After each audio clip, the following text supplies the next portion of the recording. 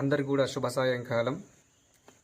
ఓం విఘ్నధ్వాంత నివారణైకతరుణై విఘ్నాటవే హవ్యవాటో విఘ్నౌ వ్యాలకులస్య మత్తఘరడౌ విఘ్నాట పంచాననః విఘ్నో తుంగగిరిప్రవేదనపవిః విఘ్నాబ్ది కుంభోద్భవః విఘ్నో గగ్గగణ ప్రచండపవనో విఘ్నేశ్వర పాతు మాం.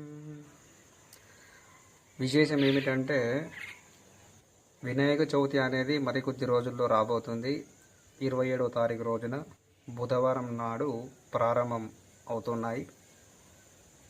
అప్పటి నుంచి 9 రోజులుగా, అంటే 9 రోజులు చూసుకుంటే 4వ తారీఖు 9వ నెల 25 గురువారం వరకు ఈ యొక్క 9 రాత్రులు నవరాత్రులు పూజలు జరుగుతాయి అన్నమాట. ఇందులో ఎలాంటి మార్పు అనేది ఉండదు.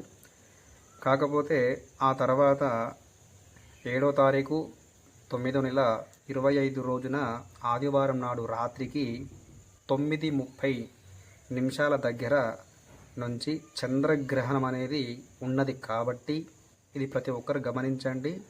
ఎప్పుడు 7వ నెల 9వ తారీఖు 25 ఆదివారం నాడు 9:30 నుండి చంద్రగ్రహణం అనేది ఉన్నది. కాబట్టి ఈ సంవత్సరంలో మనం కేవలము జరుపుకోవాల్సింది 11 రోజులు మాత్రమే చేసుకుంటాం. ఏం చేసుకుంటాము? ఈ యొక్క గణపతి నవరాత్రులు 11 రోజులు మాత్రం చేసుకోవడానికి మాత్రమే మనకు అనుకూలంగా ఉన్నది. అలా లేదు, మేము 13 రోజులు చేసుకుంటాం, 15 రోజులు చేసుకుంటాం, తర్వాత డీజే బాక్సులు, తర్వాత బ్యాండ్ మాలం తక్కువకు వస్తాయని చెప్పేసి 21 రోజులు చేసుకుంటాం అనేటువంటి వాళ్ళు కూడా ఉంటారు.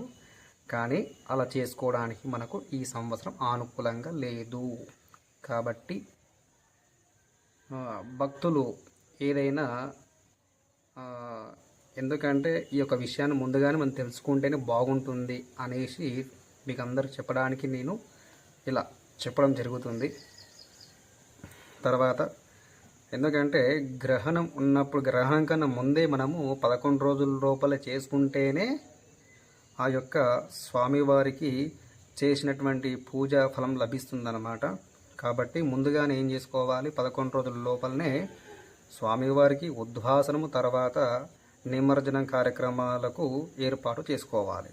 కాబట్టి ప్రతి ఒక్కరు కూడా ఈ యొక్క విషయాన్ని గమనించి చక్కటి పూజలు చేసి స్వామివారి యొక్క అనుగ్రహం పొందవలసిందిగా విజ్ఞప్తి.